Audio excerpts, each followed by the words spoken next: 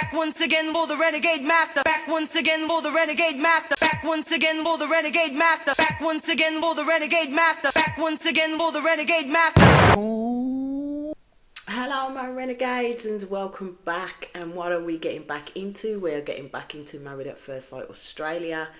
Series 11, episode 32. Now I know all the episodes are done and dusted, so you're just going to get videos after videos after videos on this now, because I really want to get onto another program that I want to review, and I will talk about it when I get to the last episode of Married at First Sight Australia to say what I am actually going to be reviewing, breaking down, reacting to next.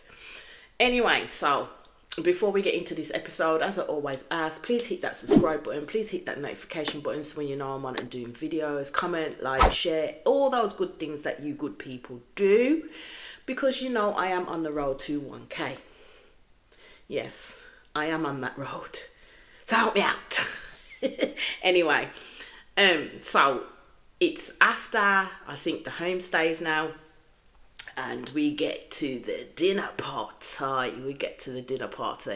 Now everybody's all champing at the bit, wondering what happened between Jack and Tori, and we all get to find out that, you know, Jack and Tori did the do.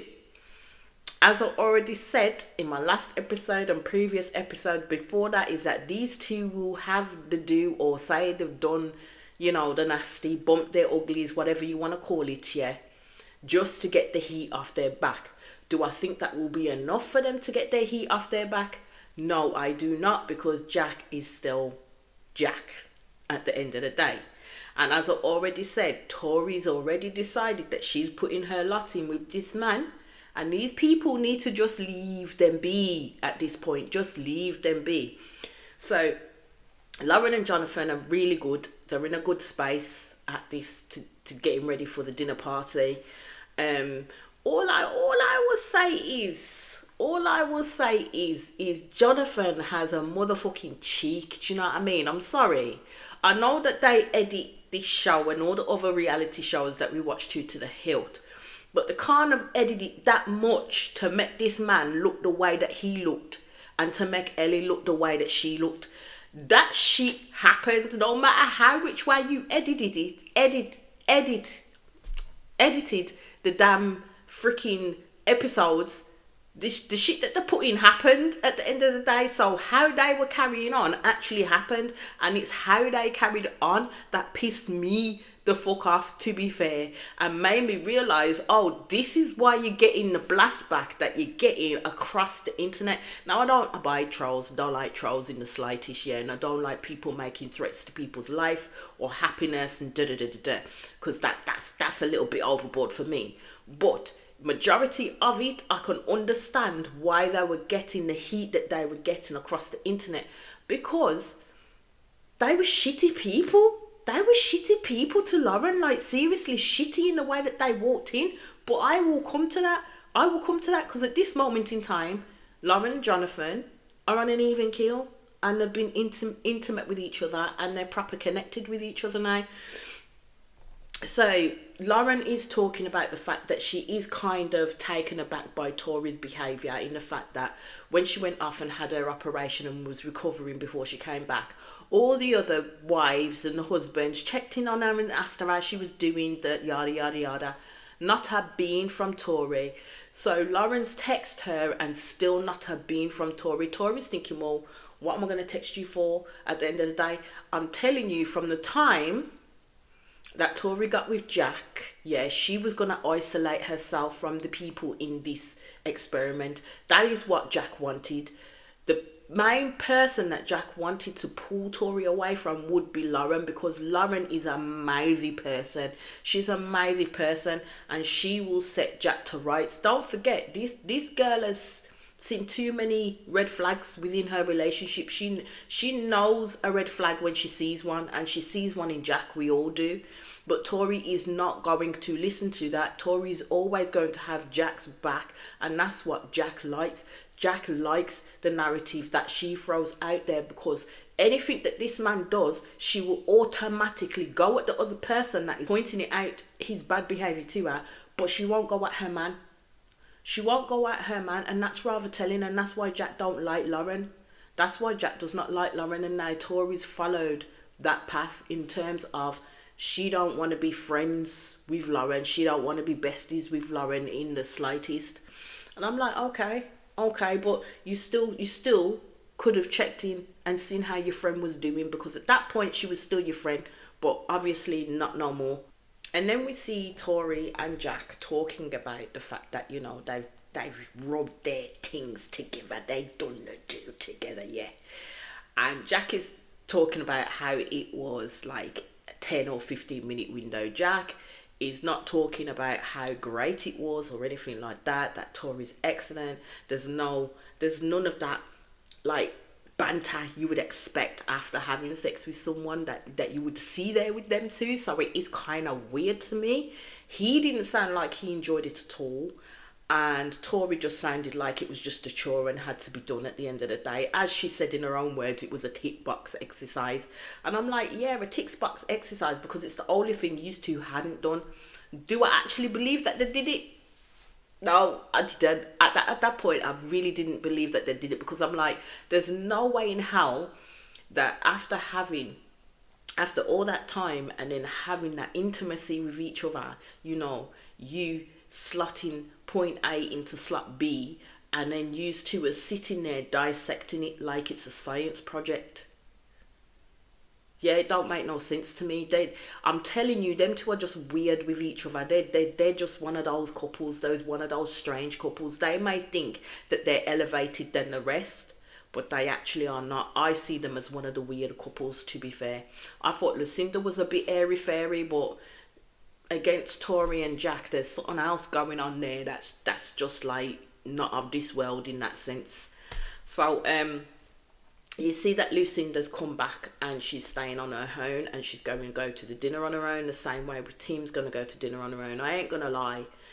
I know Lucinda will give him those blighs, because you know what? He's the way he is. He's stuck in the mud. He isn't really going to move any further. But I don't even think from the day of the wedding, I don't think that Tim gave Lucinda a proper try in regards to this marriage at the end of the day. It was always Lucinda being there for him. It was always Lucinda picking him up. It was always Lucinda giving him strong words of affirmation, and he didn't give her shit. That's how I want to see it. Yes, he opened up in some parts emotionally, but he did not give Lucinda shit at the end of the day. And Lucinda is one of those all-encompassing women that you just want to be around. You just want to listen to, because I do love the way that she speaks as well. But yeah, no love lost with me with Tim. At the beginning, I was like, yeah, I like Tim. I think he's straight up guy, down to earth, And as time has gone on, the way that he's treated Lucinda, I have to say, has pissed me off. Really pissed me off too.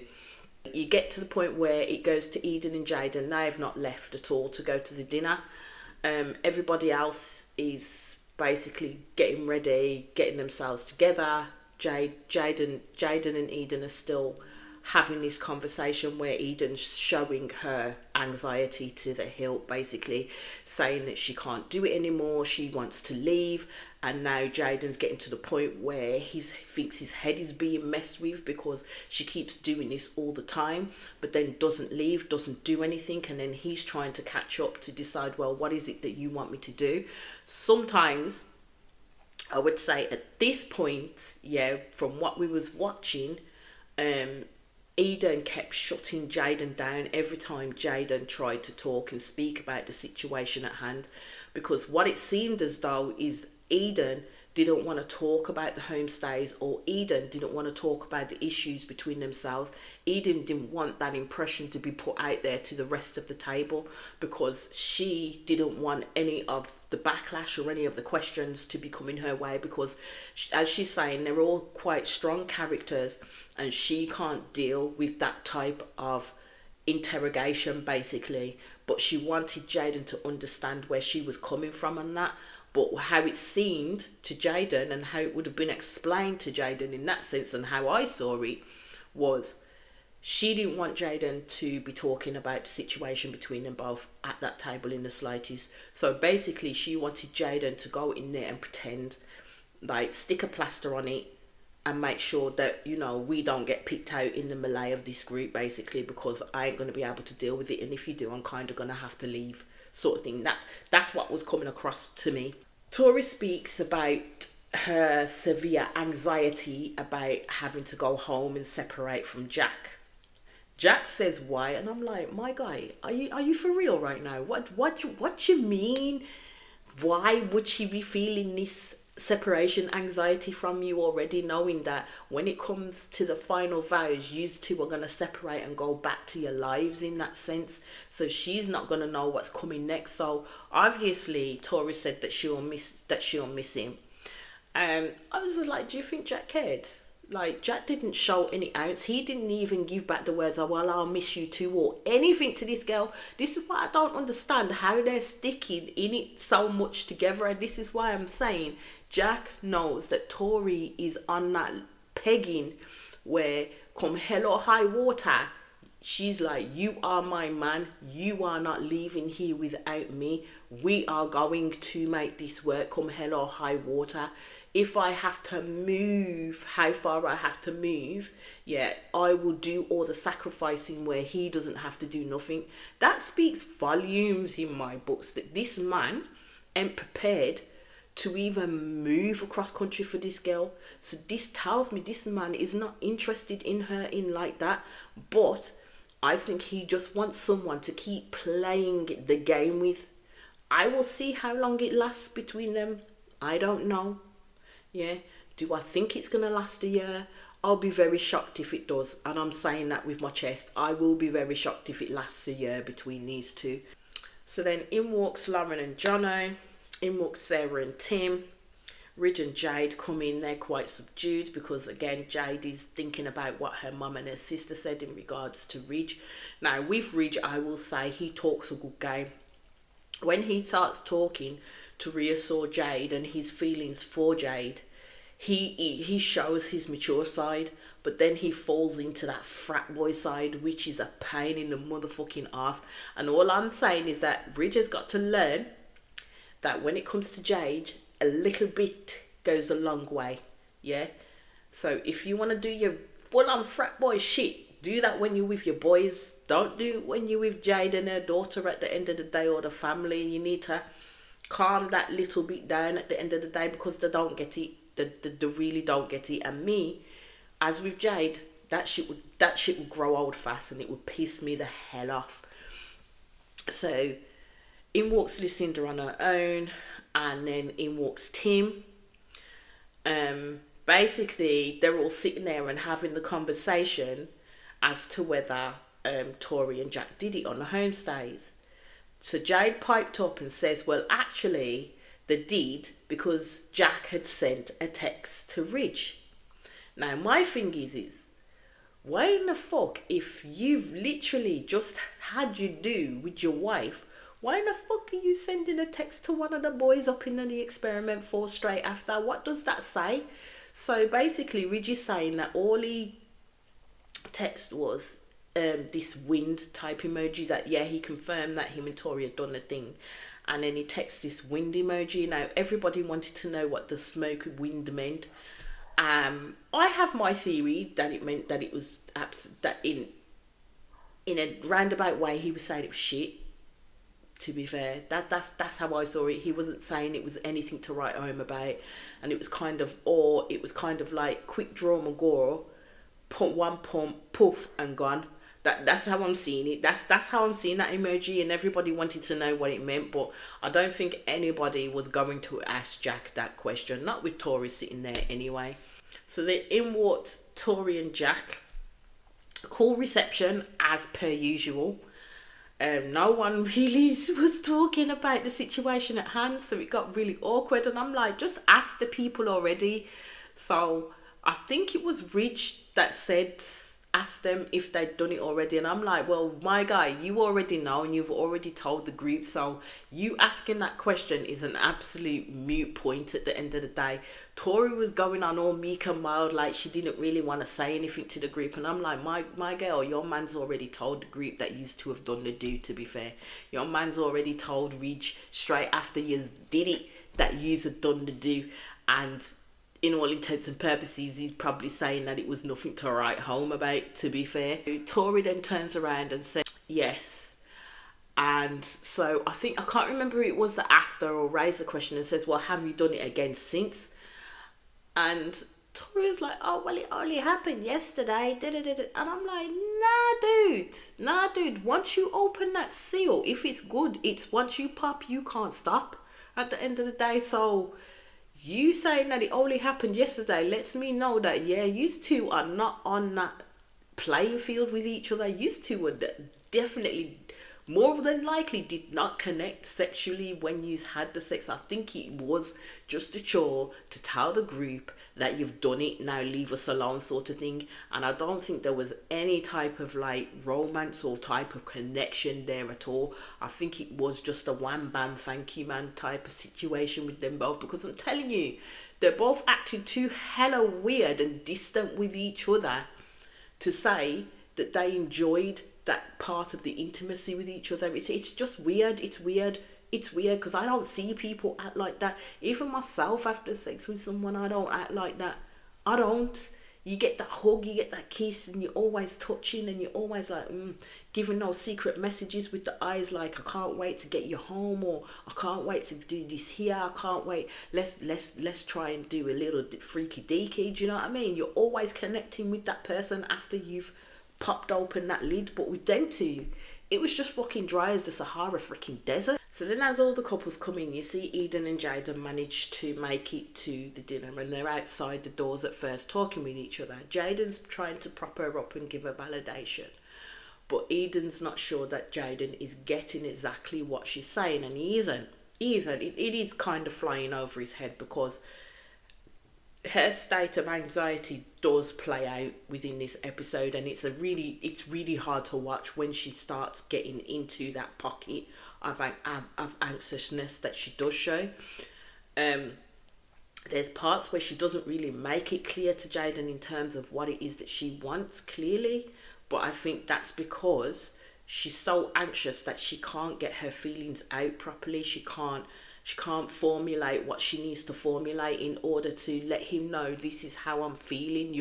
All he's doing is seeing the effect of her anxiety right now, because it's present and it's palatable. Eden doesn't want to go in there at all, but Jaden manages to talk her down and might let her go in. Basically, Eden is worried about what Jaden will say or how he'll bring something up, and Eden is starting at this point to go into shutdown mode, and that happens through the dinner. So I notice as she goes into shutdown mode, it's kind of like Jaden is reading that she is not right. She's literally like plateaued and flatlined at the moment, which makes him kind of push himself down, not really answer much questions, and not really engage as he would normally do within the conversations going on around him. He's just literally holding on to Jade's hand, and if you noted, she was squeezing his hand like that. She was literally squeezing his hand, so he knew that she was struggling at that point. She was absolutely out of her depth at that point. So he was at that point trying to make it easier for her by not saying what he needed to say to the group at all, which I was glad of, because the impression as well that he was giving was that he was going to talk come hell or high water. And sometimes you have to play these things quite carefully, especially when you're dealing with someone who has anxiety in the way that Eden has anxiety. So right now, as the dinner goes on, they're all having a chats about their homestays. Lucinda talked about Tim and how she didn't feel welcome. Tim did take her to the side and apologise to her. With them, it is with Tim, it's the proverbial, it's not you, it's me. That's what Tim is coming off with at the end of the day, because he's very much stuck in his ways. I still keep asking why he applied to this show. He says this show has changed him in ways. I don't know. I don't see how this show has changed him in ways. Yes, it's allowed him to open up those emotional floodgates at times, but if he's still very much stuck in his ways, then how is he gonna start pressing against that barrier to let the floodgates open even more, even though it's something that he's not necessarily used to, because you would have expected to see that within the months that he was in that experiment with Lucinda, but he didn't do it with her, because although Lucinda is a beautiful person, she was not the right person for him. So Sarah and Tim talked about that their homestays were really good. All I'm going to say again is Tori and Jack's energy was off for me. Like, their energy weren't great at all. Ridge did ask Tim if he'd forgiven Sarah, and Tim said he was on his way there, but they had a good time. I mean, we all know this man's gonna forgive Sarah. He doesn't want to leave this experiment without this woman at the end of the day. He's set himself in with that. So Jade then talks about her experience and talks about how her mum and sister raised up the fact that they were worried about Ridge's maturity level. And she said that there were a couple of times that they did hang out with his friends a lot, and it's very frat boyish. It's very, like, you know, the speech, language, everything is completely different to what she's used to. So she is worried how he will then be able to navigate that and be able to advance to being married to a woman with a child who's going to need a bit of maturity within that relationship, within that marriage. She basically said that it could kind of get on her nerves, and I'm like, yeah, because essentially it'll be another child that you'll have to deal with, a grown-up man-child that you'd have to deal with, and you don't really want to do that. But again, Ridge played into her concerns by chatting a whole heap of guff with his shortened down sentences at the freaking table again. And even Tori had to say, look, Ridge, can you just grow up for 30 seconds, mate? Because half the stuff that Ridge was saying, I didn't understand myself. I really didn't understand. So if I don't understand it, I don't know how to fuck anybody else, or even Jade is understanding it at the table. Jade basically said that she would not necessarily allow his friends around her daughter because of just the way that they behave. Ridge looked like he didn't really like hearing that, but I'm like, my God, you've got to fix up, because you're saying you want this girl. You're saying that you are there 100% to make this work because you want this girl, but you know she comes as a package deal, so you want to include her daughter within all of that. But how are you going to do that with the friends that you have? Because you all act like freaking frat boys. It's fucking ridiculous. Need to fix up in some way. So Lauren basically turns around and says that she has the hots for Jono. So the question was asked of Jack and Tori in regards to the trajectory of their marriage and their relationship and where they see that going and what's going to happen. And Jack's basically said that 3 or 4 months into the next year, if they're still going strong, Tori can have a room. I was like, my boy, what? You said what?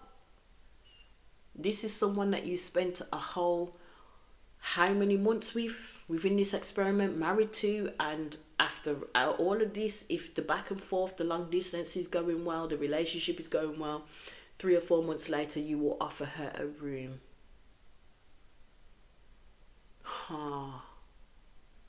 Yeah, let's move on, because the table went quiet. You could hear a pin drop or sagebrush blow through at that point. So Jono asked Tori if she actually wanted to move, and Tori said that she will transition to the Gold Coast. She will give it all up for Jack. And I'm like, yeah, but this man's not giving up nothing for you. You're going to give it all up for him, which again shows where Tori's thinking is, shows where Tori's behaviour is in regards to, this is my man. This is my man. That's what she's doing. Apparently he is the love of her life. Do you know what I mean? And he's not really showing her anything that, you know, says that he wants to covet her for the rest of his life. He's not showing her a damn bean. But okay. Lauren turned around and said to Tori that you can say you were not ready. And Tori went to go and answer her, but what happened is Jack put his hand on her knee and started stroking it. And I said, this is what I said in different episodes, that Tori will look to Jack for guidance. She does it on the Confessions of the Couch as well. If you look carefully, she does it on the Confessions of the Couch. Before she starts speaking, she will look at Jack in his face as if to say, look, I'm going to speak, so permission given. And it's a silent communication between the both of them where he does give her that preferable permission. Now he's put his hand on her knee, she knows exactly where to draw the line. So this is my issue, again, my issue with them. It is my issue with them because she was going to freely say what she wanted to say until Jack put his hand on her knee, and then she looked at him. Tori turned around, she said that she's ready. Like, you know what? It is what it is at this stage. They're going to live and learn. So Tori makes excuses and turns around and says in her opinion that she could fall in love with Jack. Jack kind of smized it. Jack didn't say nothing. Question was asked of Jack, well, how do you feel? And he says, I'm having a good time. I'm having a good time. What the fuck was that? This woman just sat next to you and said she could fall in love with Jack. And Jack says, I'm having a good time in response. Yeah. He turns around and he does up anti that and says, I've got a lot of love for Tori. I'm like, that's different to being in love with someone or thinking you can fall in love with that person. I've got a lot of love for that person. I could say that about my best friend. I've got a lot of love for that person. Again, doesn't instill me with any confidence with these two at all. They're just, as I said, they're weird. They are weird together. They're weird. Lauren basically pulls out what I was going to say, that it's a bullshit answer. Tori says, well, that's opinion. And someone pipes up, I think it was Tim, that said, everyone has said it though, so no, it's not just Lauren's opinion. So Tim asks, did you make up sleeping with your wife? And I'm just like, it keeps coming for them. It keeps coming for them because they don't show that they're actually genuine. Actually, it's Jack that doesn't show that he's actually genuine in his feelings towards Tori. Tori is the one that's showing her genuine feelings for this man, because once she's grabbed the hold, that's it. She ain't letting this man go nowhere. And Jack knows it. Jack knows he can get away with certain things with this woman. Like, seriously get away with it. And not have no backlash from her. This is how I know that their relationship's going to find problems, man. It really is. It really is. Because I think Tori, this is just my opinion, my humble opinion. Tori will get to a point where she'll be fed up of dealing with the bullshit of Jack and his mouth and his behaviours and the shit that he says, because at the end of the day, Tori's missing the gap where she seems to think that she can separate the Jack that's been in that experiment to the Jack that she will see outside of the experiment. She wants to blame the whole stressness essence of these people and this experiment on the situations that happen within their marriage, yeah. But when they're outside of the experiment, everything's different. No, it's not. It's just magnified in terms of your husband has a really horrible character about him, which you refuse to acknowledge or accept. So at the end of that conversation, Tori speaks to the table and basically said there is no one at that table except for in the beginning, and pointed to Lauren, that she would want to spend time with at the end of this experiment. And this is why I said you need to leave this girl to her devices, because she is essentially isolating herself from any type of support out there for her. If she needed to dip into that support, she's isolating herself from it. And Jack knows it. Jack loves all of this because Jack is smizing throughout Tori's whole conversation as if to say, good one, that's exactly what I want. Because once you isolate yourself with the man like Jack, now this is my opinion, my humble opinion, yes, so don't get it twisted, that's it. He can do whatever the fuck he wants, and you don't have no one in which that you can go back to and chat to. Because even if you tried to build your relationships with people that was in that experiment to understand what it is that you're going through, you don't want, Tori is not going to want to hear that I told you so, that this man is not right for you. She is going to stick it out through thick and motherfucking thin. And you know what? I hope it works for her. But as I was saying, my opinion, I don't think it will. I really don't think it will, because Jack is going to show his arse time and time again and expect Tori to take up for him and defend him. I think at that point when Tori said what she said, she did hurt Lauren. She really did. You could see that she hurt Lauren. And then it kind of moved to Jaden and Eden, where all the white noise was going on around them and they were stuck in their own little bubble. And Eden was smiling at points. Now, in the Us movie, when you see the people and the way that they smile, it's kind of a dead smile. That was Eden. That was Eden in a nutshell. Like, her spirit had left that table, and there was this shell of a woman that literally you could see could not relax. She was just constantly sitting up in an upright position and holding on to Jaden's hand for dear motherfucking life. So it was at this point that Jaden did turn to her and say, do you want to leave? And they said yes, because I think the question was asked then.